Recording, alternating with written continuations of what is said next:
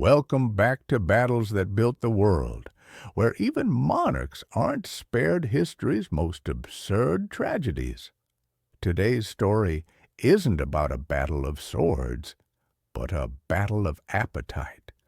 A cautionary tale of how King Adolf Frederick of Sweden turned a lavish meal into a fatal act of protest against his own irrelevance.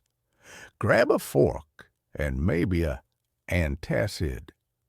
This is 1771, and we're dissecting the day a king's stomach declared war on his crown. Sweden in the 18th century was a nation in political whiplash.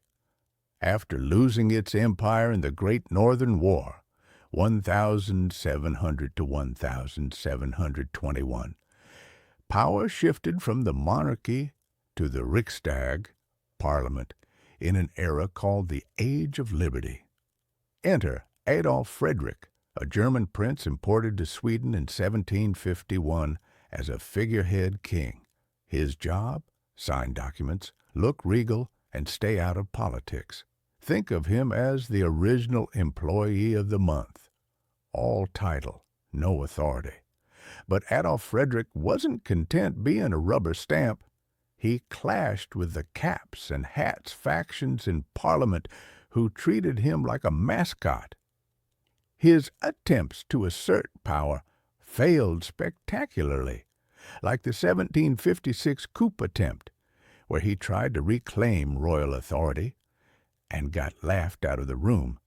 Humiliated, he turned to the one thing he could control, his appetite. Adolf Frederick's court became a theater of culinary excess. While Enlightenment philosophers debated reason and rights, the king hosted feasts that would make Henry VIII blush. His favorites?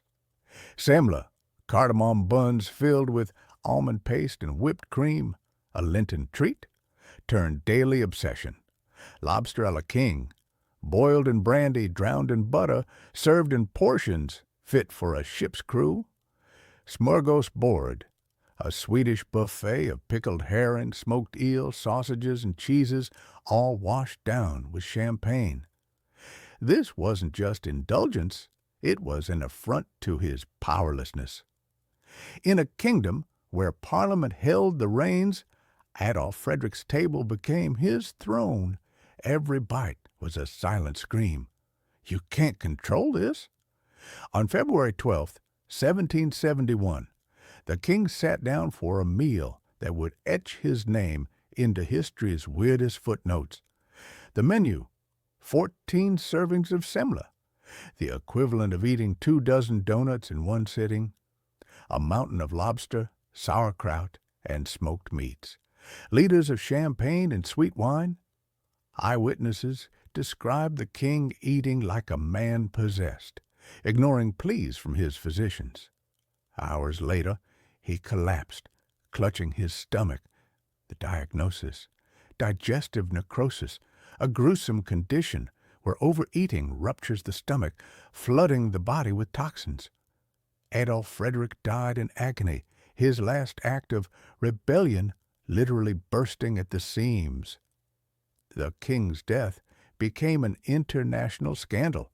Newspapers from Paris to St. Petersburg mocked him as the king who ate himself to death, while Swedish elites buried the story under layers of protocol. His son, Gustav III, took the throne and promptly banned political factions and excessive feasting. But Adolf Frederick's legacy is more than a punchline. Swedes still eat semla every Fat Tuesday, but as a cultural ritual, not a death wish. His autopsy became a case study in the dangers of binge eating, cited in early gastroenterology texts. Political symbolism? Historians now see his gluttony as a tragic protest, a man swallowing his pride, one cream puff at a time. Adolf Frederick's death isn't just a gross trivia fact, it's a parable about power and despair. In an age of revolutions and reason, he was a relic. Gorging himself on the scraps of authority he was denied. His feast was a futile rebellion, a king's body rebelling against a world that had already dismissed him. And let's not forget the irony. His death inadvertently strengthened the monarchy. Gustav III, horrified by his father's humiliation, staged a coup in 1772, re-centralizing power and dragging Sweden into a new era.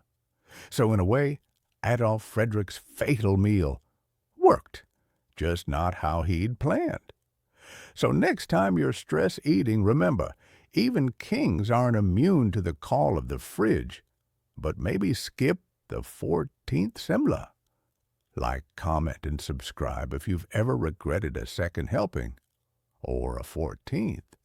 Hit the bell so you never miss a historical facepalm. Next up, the Emu War, when Australia lost to birds. Yes, birds.